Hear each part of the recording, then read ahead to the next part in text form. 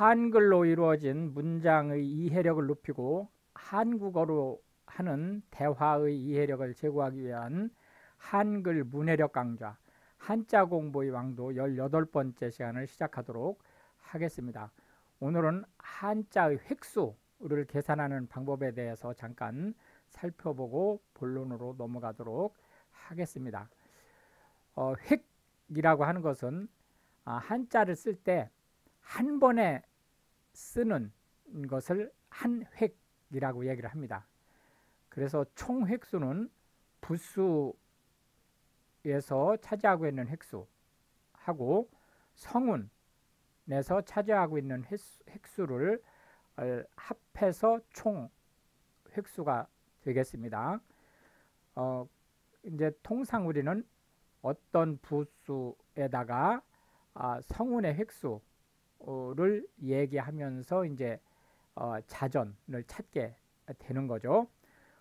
오늘 예로 세 개 글씨를 한번 살펴볼 겁니다. 회자, 검자, 언자 이 세 가지를 살펴볼 건데요. 우선 거꾸로 언자부터 한번 살펴보겠습니다. 하나, 둘, 셋, 넷, 다섯, 여섯, 일곱. 이게 일곱 획입니다. 일곱 획인데 얘는 제부수 한자예요. 제부수 한자라고 하는 것은 셀프 부수라고 했죠. 그러니까 이 언이라고 하는 부수에다가 획수가 제로가 되는 겁니다. 그러니까 성운의 획수가 제로죠. 그러니까 이 총 획수는 요 부수의 획수가 7이니까 7 플러스 제로 해서 총 획수가 7개가 되는 거죠. 그리고 자전에서 찾을 때는 언부수에서 제로 획을 찾는 겁니다. 두 번째로 검자를 보겠습니다. 검자는 지금 방이죠. 부수가 방이니까 이제 오른쪽에 있는 거예요.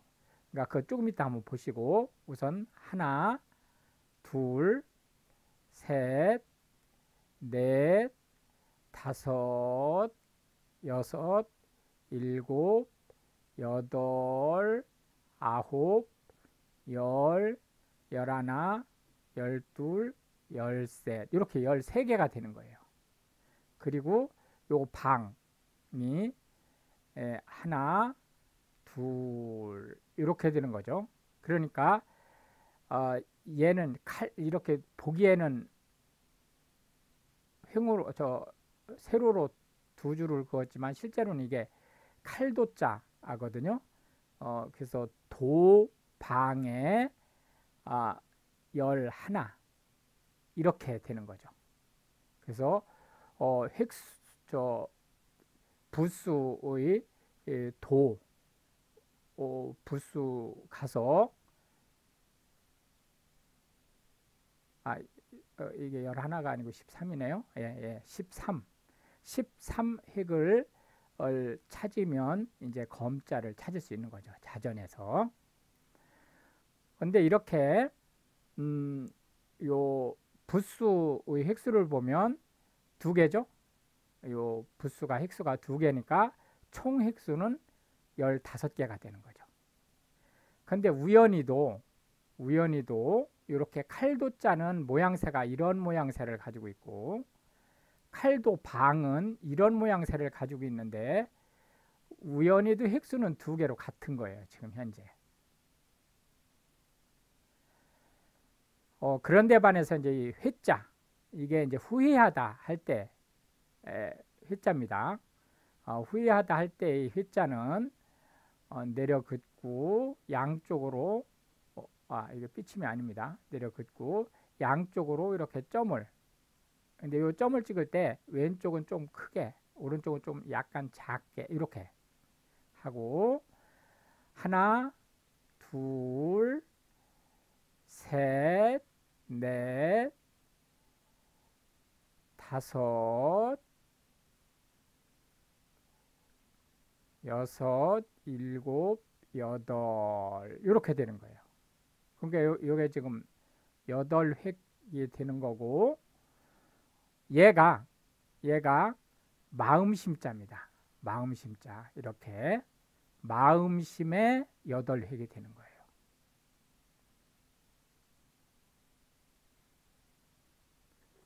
그런데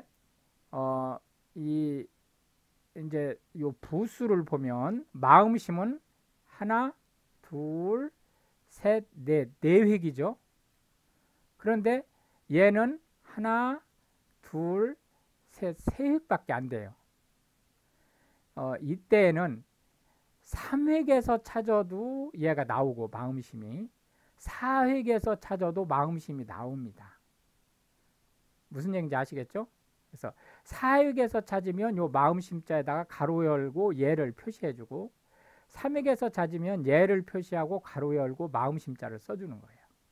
그렇게 해서 3획으로 가도 찾을 수 있고 4획으로 가도 찾을 수 있다. 이렇게 보시면 되겠습니다. 그럼 이제 오늘 배울 한자를 한번 살펴보겠습니다. 오늘 배울 첫 번째 한자는 크다 라는 의미의 태자가 되겠습니다. 원래 이렇게 쓰는 것을 크다라는 의미의 대자예요. 여기다 점을 하나 더 찍어서 태자를 만든 겁니다. 그런데 얘는 크다라는 의미를 가지고 있지만 콩이라는 의미도 가지고 있어요. 소이빈 할 때 콩이라는 의미도 가지고 있다. 이렇게 보시면 되겠습니다. 그러나 주로 이거는 크다라는 의미의 태자로 쓰인다. 이렇게 보실 수 있겠습니다. 그래서 태자는 이렇게 해서 총 4획이 되는 거죠. 총 4획으로 구성된 글자다.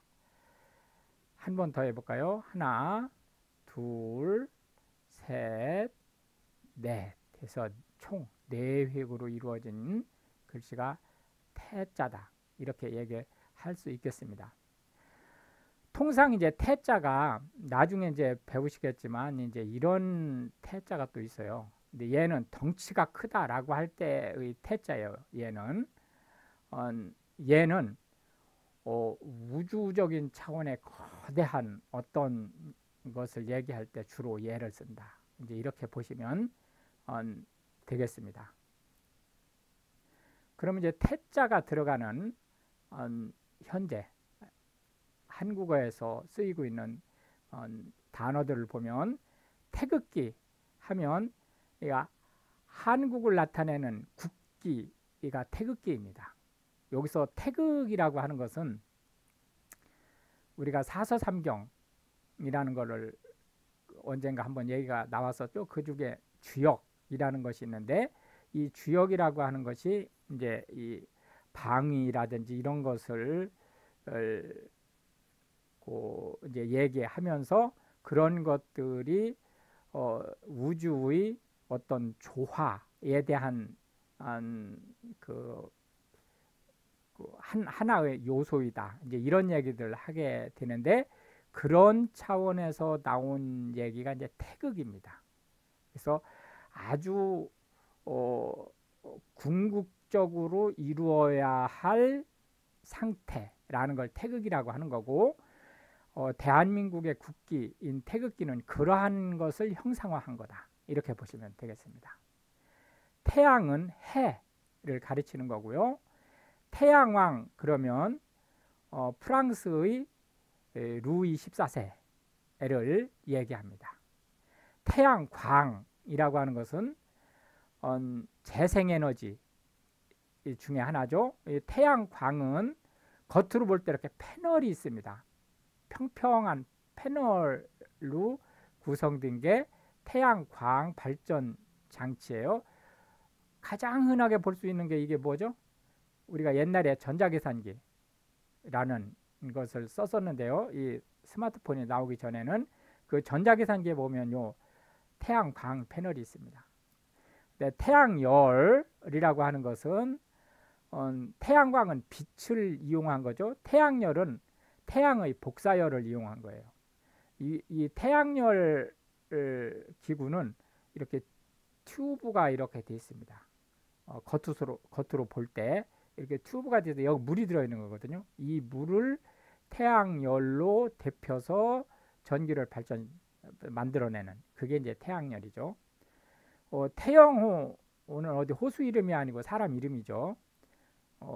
북한의 런던 공사 출신인데 뭐 사람을 지금 소개하려고 하는 건 아니고 우리 그 한국의 성 중에서 태씨가 있습니다. 그때 요 태가 바로 이 클태자를 씁니다. 그래서 그 성씨를 알려드리기 위해서 지금 태자를 가져온 거니까 이제 인물에 대한 얘기는 관심 있는 분은 한번 찾아보시면 되겠고요. 그 다음에 이제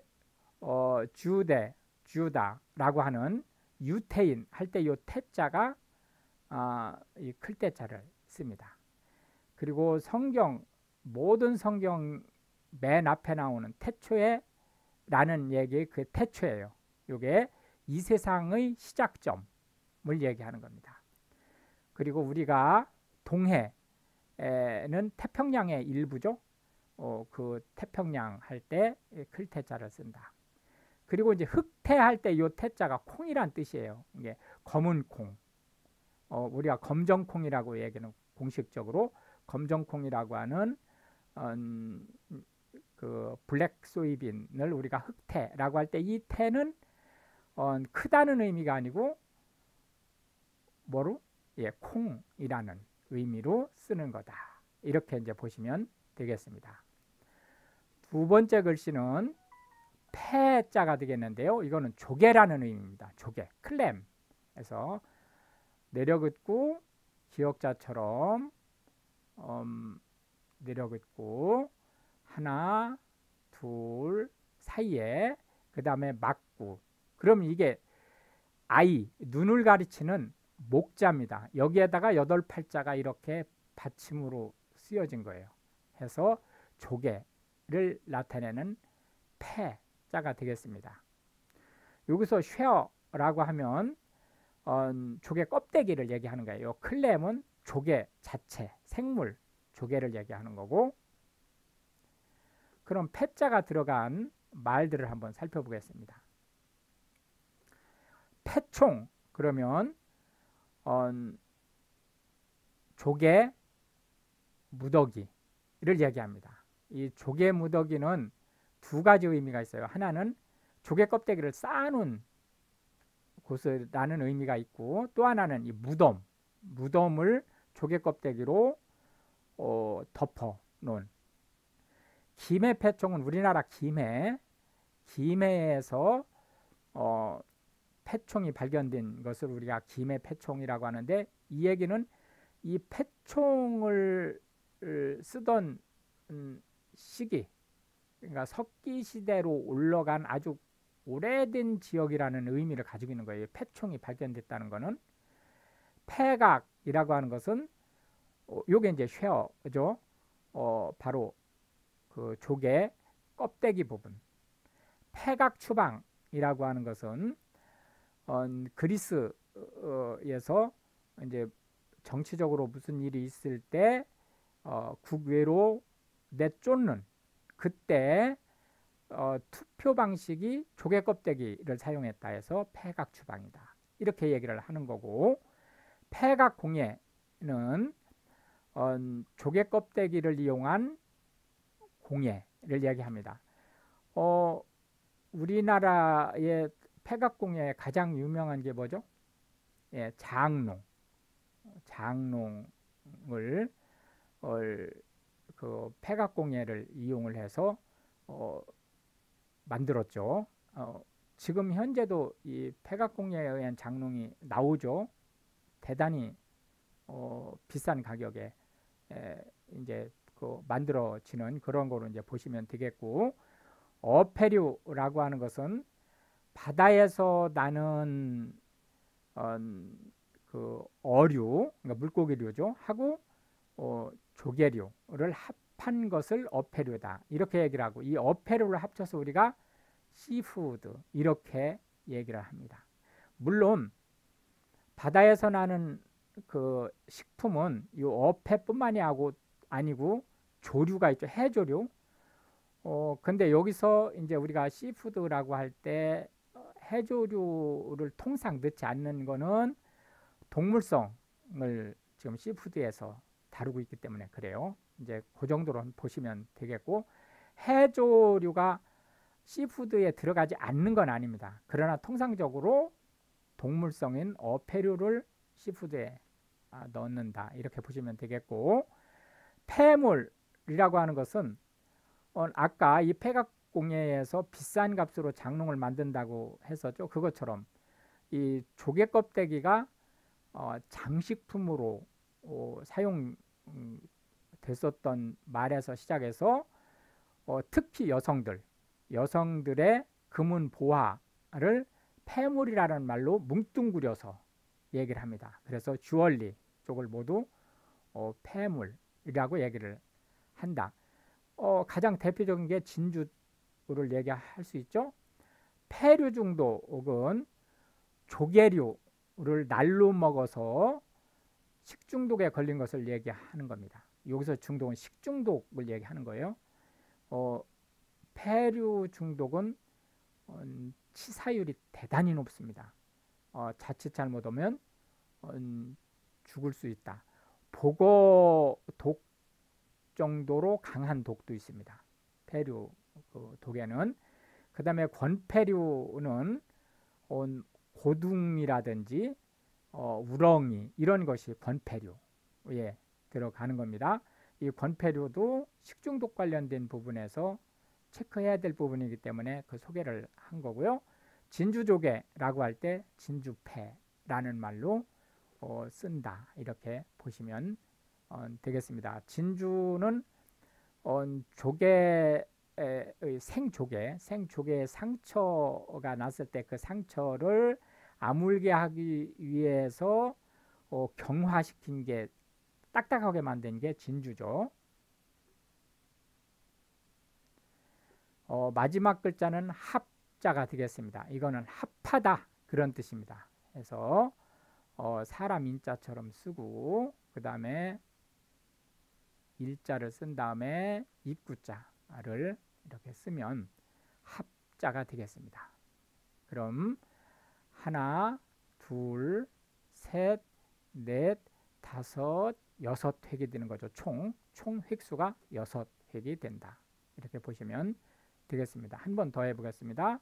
하나, 둘, 셋, 넷, 다섯, 여섯 해서 총 획수가 6이 된다. 한 번 더 해보겠습니다. 하나, 둘, 셋, 넷, 다섯, 여섯 해서 6획이 되겠습니다. 오늘 이렇게 해서 이제 그 3개 그 글자를 배우는데, 요 글자 배우고 난 뒤에 다음 시간에는 이런 글자 공부가 아니고 자전 찾는 방법만 따로 할 건데요. 그게 이제 우리 제로, 요 번호를 1, 2, 3, 4에서 이렇게 본론으로 넣지 않고 제로로 해서 올리겠습니다. 그거는 자전, 우리가 옥편이라고 하죠. 그 옥편 찾는 방법에 대한 것을 따로 한자 공부 제로로 해서 올려드리도록 하겠습니다. 이제 합자가 들어가는 단어를 한번 살펴보겠습니다. 합산하다 그러면은 더하다, 그런 뜻입니다. 더하기 빼기 할 때의 더하다. 한명회사라고 하는 것은 이름을 서로 여러 사람이 모였는데 그 여러 사람이 하나의 이름으로 뭉쳐서 만든 회사를 한명회사다, 이렇게 얘기를 하고요. 합자회사라는 것은 이제 자금을 몇 명이 모인 그 몇 사람들이 자금을 모아서 하나의 회사처럼 우리가 동업을 하는 거죠. 동업 그 회사를 만드는 것을 합자회사라고 얘기를 합니다. 합력하다, 그건 힘을 합치다, 그런 뜻입니다. 힘을 합치다. 노동조합, 이 조합이라고 하는 것은 요거는 이제 사회주의적인 기구죠. 즉 이런 한 명이사, 합력회사, 합자회사 또는 유한회사, 특히 주식회사 이런 데가 자본금을 많이 낸 그 주주가 더 힘이 좋죠. 그런 것에 반대해서 머릿수, 즉 출자금, 요 조합에서는 자본을 출자금이라고 그러죠. 출자금을 얼마를 냈느냐 하고 관계없이 무조건 한 사람이 한 표를 행사할 수 있는 조직을 조합이라고 얘기를 합니다.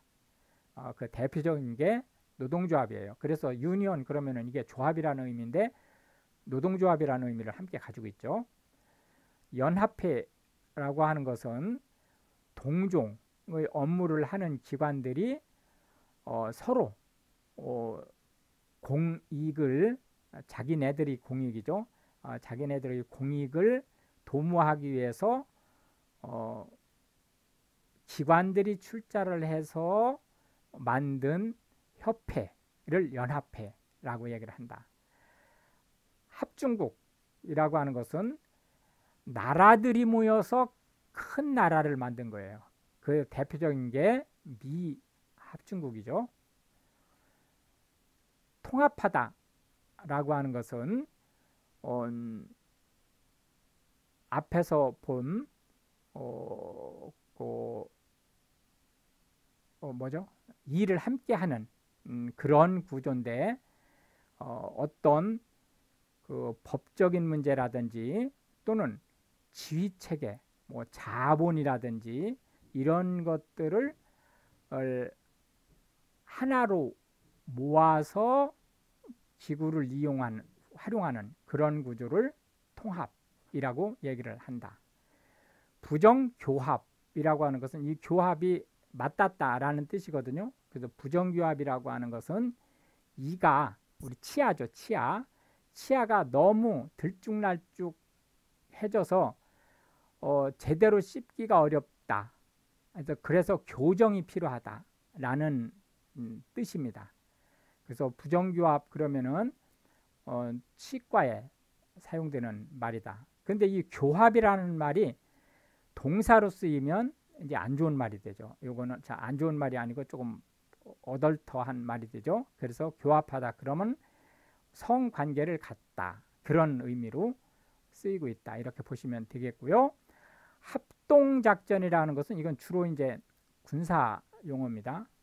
군사 용어인데 뭐 경찰이라든지 이런 데서도 쓸 수 있죠. 할 때 이 합동이라고 하는 것은 지휘 체계가 다른 두 개 이상이 모여서 작전을 편다라는 뜻입니다. 그래서 예를 들자면 군대로 말하면 육군과 해군 또는 해군과 공군 또는 뭐 육해 공군, 이게 합쳐서 작전을 편다. 그럴 때는 합동작전이라고 얘기하는 거고, 예를 들어서 경찰과 검찰이 어떤 그 검거작전을 진행을 한다. 그럼 합동작전이 되는 거죠. 검찰과 경찰이 기관이 다른 기관이니까 이제 그런 식으로 하는 것을 합동작전이다. 이렇게 할 수 있고, 또 관공서하고 민간 기구, 뭐 예를 들어서 비정부 기관, NGO라든지 이런 그런 데하고 또 손잡고 어떤 작전을 펼칠 수 있죠. 모두 합동작전이다. 근데 요 앞에 연합이라는 말이 있는데 여기 연합작전이라는 게 또 있어요. 그 연합작전은 국가 차원에서 공동작전을 펴는 거를 연합작전이다. 예를 들어서 한미 간 한국과 미국 군이 한꺼번에 훈련을 한다. 그러면은 연합훈련이 되는 거죠. 이런 식의 이제 용어를 쓸 수 있다. 이렇게 보실 수 있겠습니다. 다음 시간에는 자전 찾는 방법에 대한 것을 한자 공부 제로 0 번호로 해서 올리겠습니다. 원래 그게 이제 본 강의하고 떨어지기 때문에 0번으로 올리긴 하지만은 이제 우리가 오리엔테이션 끝나고 나서 몇 가지 기초적인 것을 배웠기 때문에 이제 목편 찾는 방법에 대한 것을 얘기할 때가 됐다라고 해서 다음 시간에는 이 과정을 나가지 않고 자전 찾는 거를 먼저 얘기를 한 다음에 그 다음에 19편에서 그 다음에 19편을 이어가도록 하겠습니다. 오늘 시청해 주셔서 감사하고요. 우리 강좌가 한국인의 문해력을 향상시키는데 큰 도움이 되기를 바라겠습니다. Pray for Ukraine. Thank you.